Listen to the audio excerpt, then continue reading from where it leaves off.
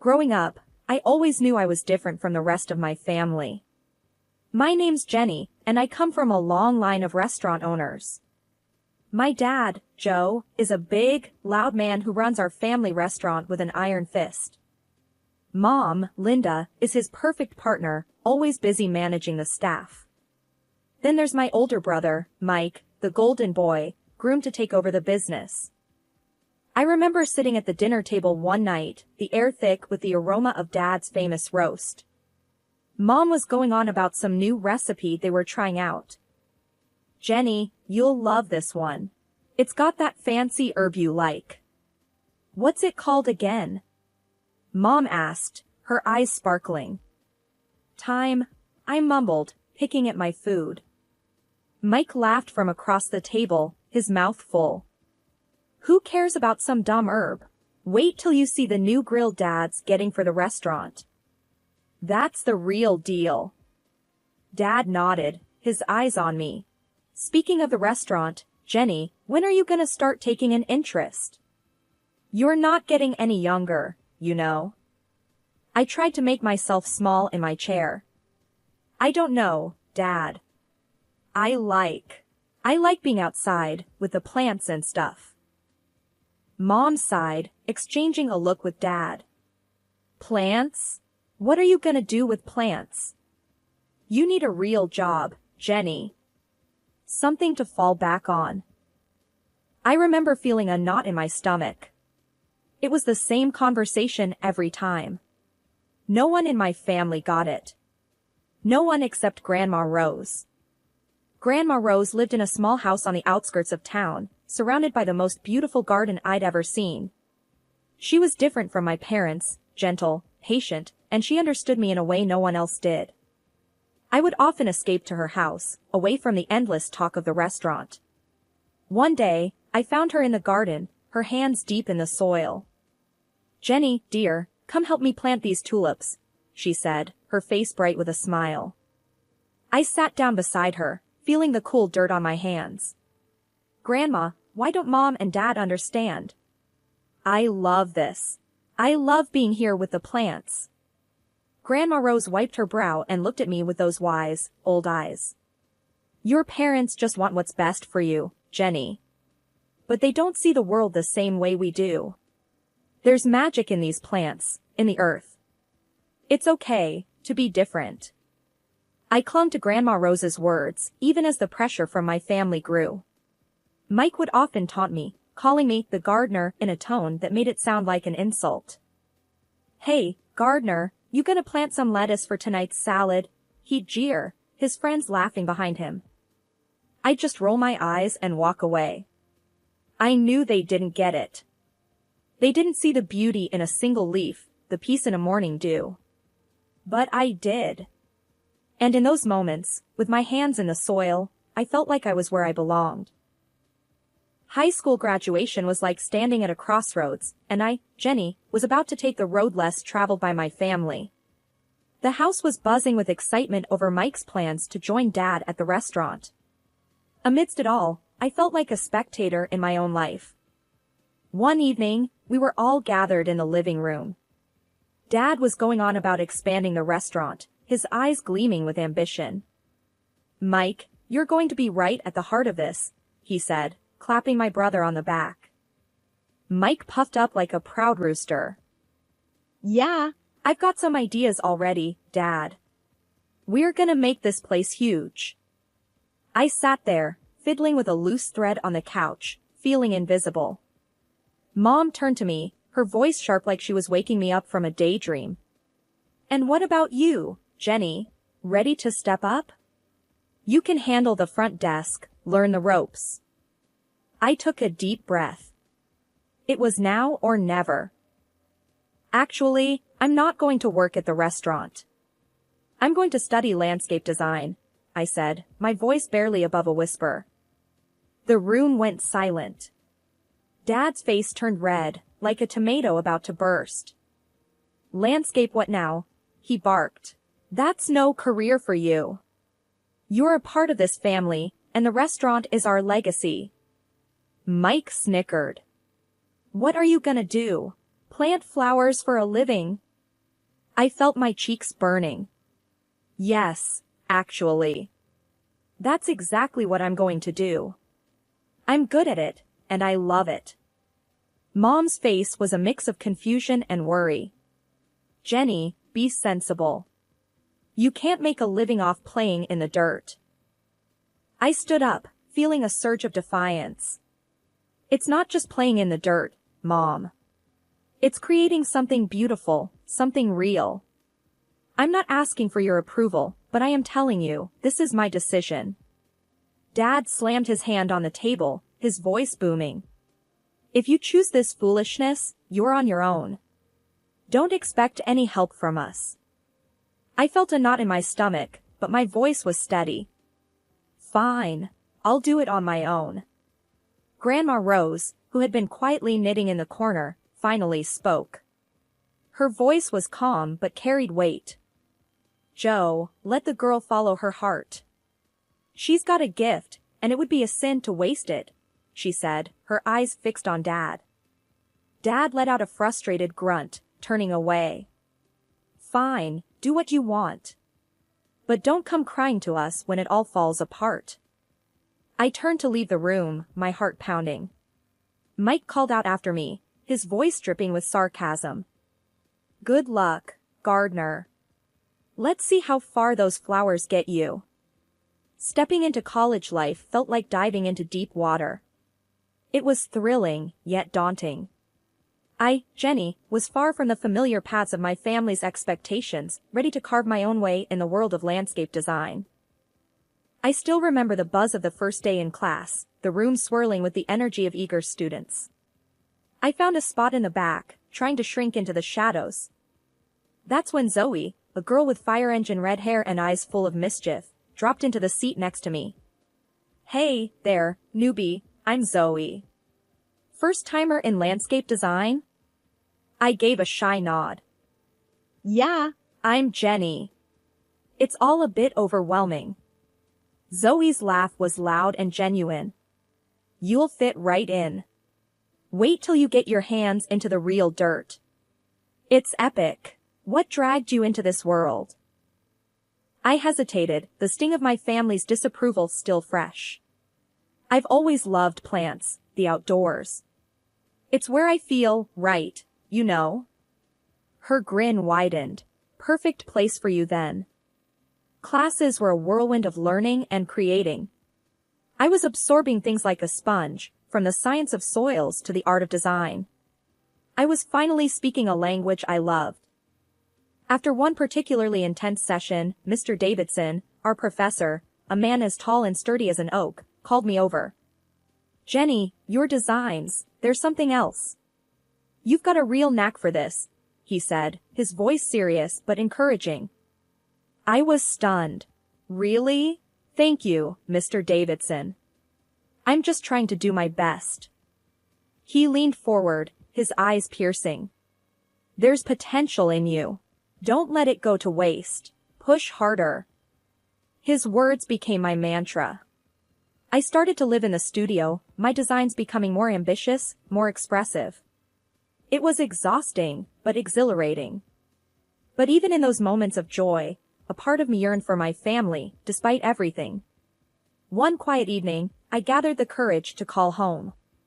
The phone rang, each tone heavy with anticipation. Finally, Mom's voice came through, sharp like a knife's edge.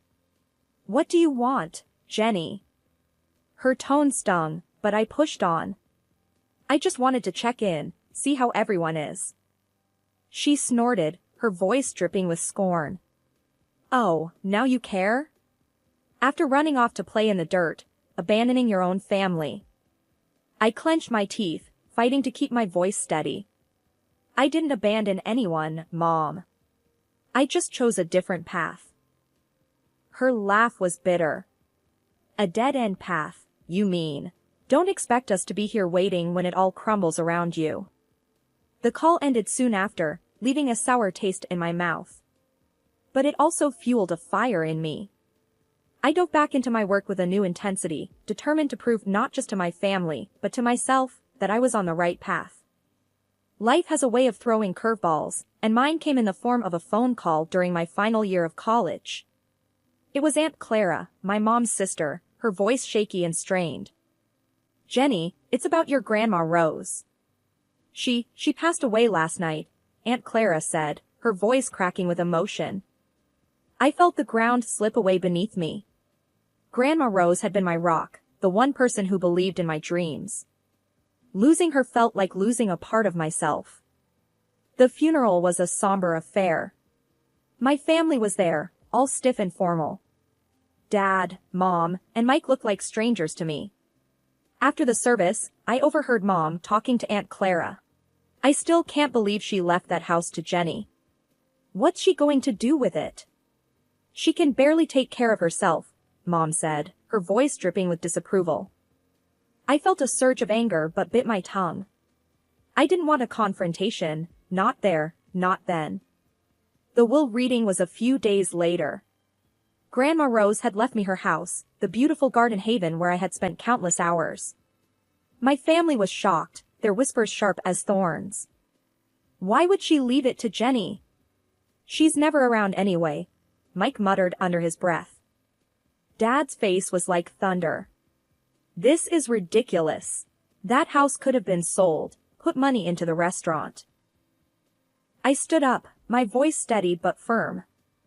Grandma knew I loved that house, that garden. It was where we spent so much time together. I'm going to keep it, just as she wanted. Mom's response was cold and harsh. "So, you're just going to live there alone, playing in the dirt? What a waste." Their words stung, but I had made up my mind. I moved into Grandma's house, immersing myself in the garden she had loved so dearly.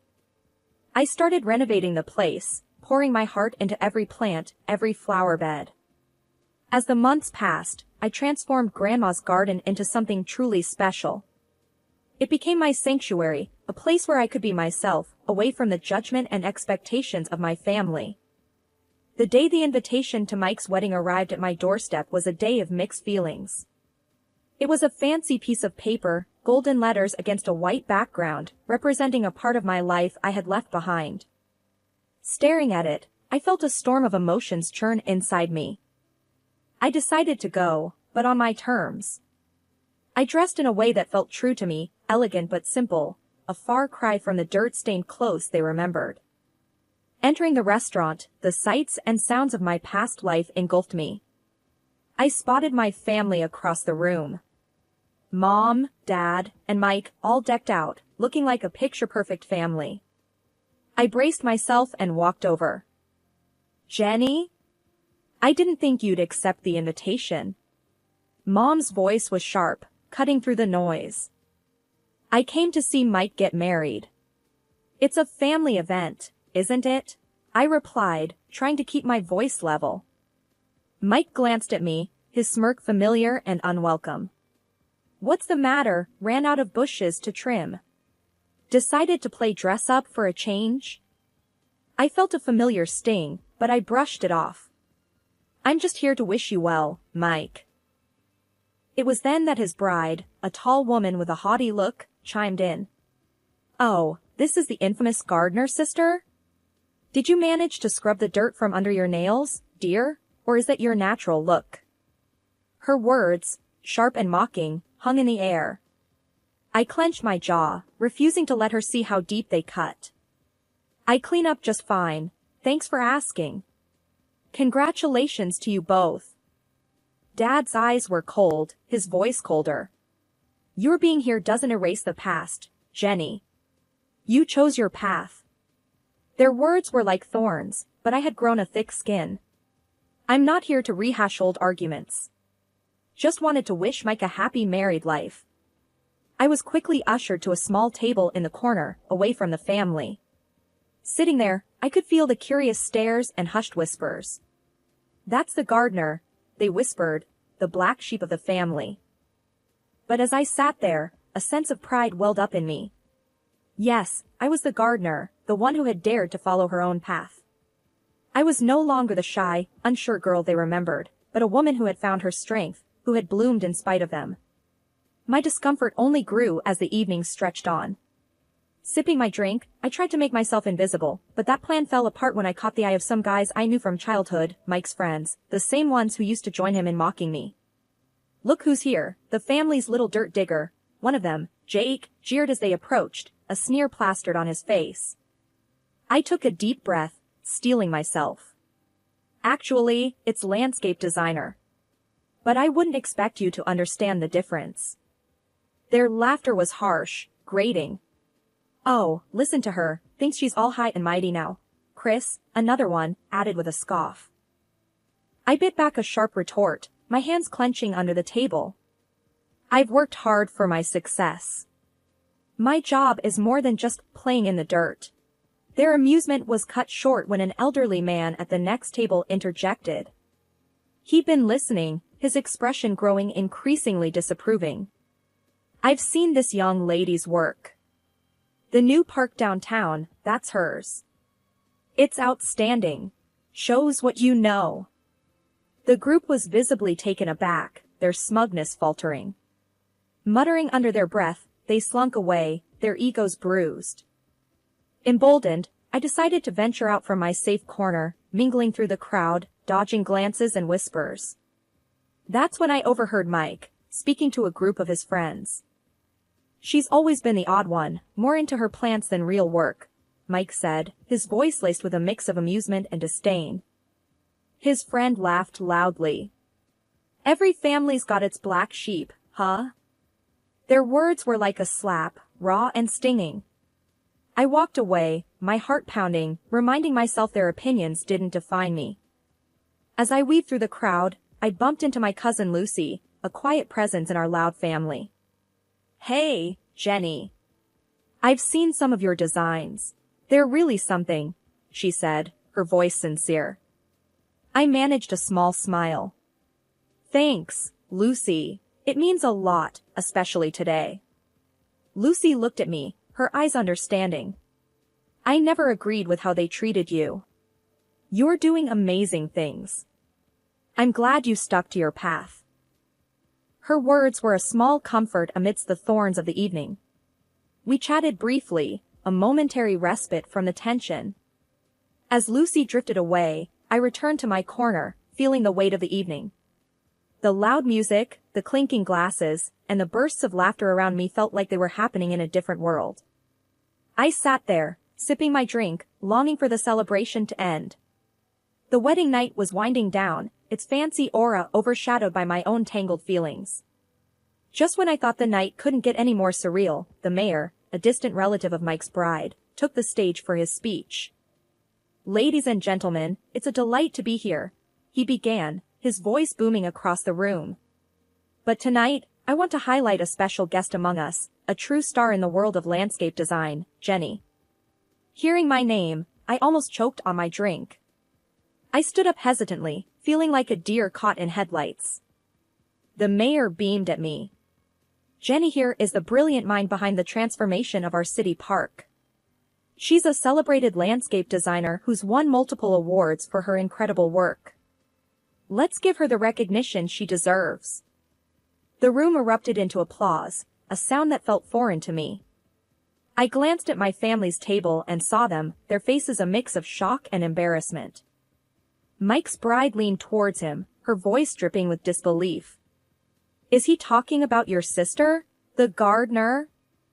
Mike mumbled something, looking like he wished the floor would swallow him up. The mayor's praise continued. "Jenny's work has revitalized our city.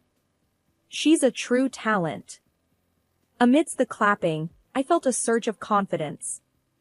The mayor's words were like a light, dispelling the shadows of doubt and scorn from my family. Then, seizing the moment, I decided to speak up. "Thank you, Mayor, for your kind words. It's an honor to contribute to our city's beauty." I paused, my gaze sweeping over the crowd, settling on my family. "It's funny, isn't it? How life turns out. Mike, you and your bride are perfect for each other. Your shared talent for rudeness to others is quite remarkable." The room went silent, the air thick with tension. My parents, my brother, and his fiancée blushed deep red, their shame as visible as if I'd slapped them. Mom's voice cut through the silence, sharp as a knife. Jenny, what are you saying? This is your brother's wedding. I met her gaze, unflinching. Just speaking the truth, Mom. Something our family seems to struggle with. Mike stood up, his face red with anger. You can't come here and talk to us like that. I held my ground, my voice steady. I've earned my right to speak, Mike. Maybe it's time you all listened. The confrontation ended with Mike sitting down, defeated, and the room slowly buzzing back to life. The mayor gave me a nod of respect before moving on. As I sat back down, the weight of the night lifted slightly. I had spoken my piece, stood up for myself in a way I never had before. I was no longer just the gardener or the outcast. I was Jenny, a recognized landscape designer, someone who had grown past her family's narrow expectations. After Mike's wedding, word got out about my success as a landscape designer. People were buzzing about the awards I'd won and the projects I'd aced. It felt like stepping into the sunlight after years in the shadows. And then, my family came calling. One afternoon, while I was busy sketching out a new garden design, my phone rang. It was Mom. Her voice had a sweetness to it that felt out of place. Jenny, darling, we've been hearing so much about your work. Your father and I are so proud of you, she cooed. I raised an eyebrow. Really? That's a change of tune. There was a pause on the line. Well, we were thinking, maybe you could come over. We'd love to see you, catch up on things. I could almost hear the gears turning in her head. Catch up, or catch onto my bank account, I shot back. Mom's voice faltered. Jenny, that's not fair. We're family. The word family hit a nerve. Family? Like when you all but disown me for following my dreams. Seems like family matters when there's money in the picture. Before she could respond, I ended the call. I wasn't about to let them back into my life just because they smelled success. A few days later, there was a knock at my door. Mike was standing there, hands in his pockets, looking everywhere but at me. Hey, Jenny, can we talk? He mumbled. I crossed my arms. This should be good. What do you want, Mike? He shifted uncomfortably. Look, I know we haven't been great. But you're doing well, and I was wondering if you could, help me out a bit. I couldn't believe what I was hearing. Help you out? After years of calling me the gardener and laughing at my ambitions. Mike's face reddened. I didn't mean it like that. It's just that things are tough, and I cut him off. Save it, Mike. I'm not your ATM.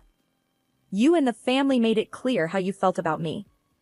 You can't just waltz back into my life when it's convenient. He opened his mouth to argue, but I stopped him. No, Mike. You made your bed. Now lie in it. After he left, I sat in my garden, surrounded by the beauty I had created. My phone rang a few more times over the next week, more attempts at reconciliation from my family, but I didn't answer. I was done with their fair-weather affection. I had built a life for myself, one that didn't need their validation or their greed. I was thriving in my own right, and that was all that mattered. They had chosen their path, and I had chosen mine. As I looked around at the plants and flowers that were a testament to my hard work and passion, I realized I had everything I needed right here. I was happy, successful, and free from the toxic ties that had once bound me. This wasn't just the end of a chapter, it was the beginning of a whole new book. My book. And I was going to make sure it was a bestseller, written on my own terms, in my own style. The new growth in my life was just starting, and I was ready for whatever came next.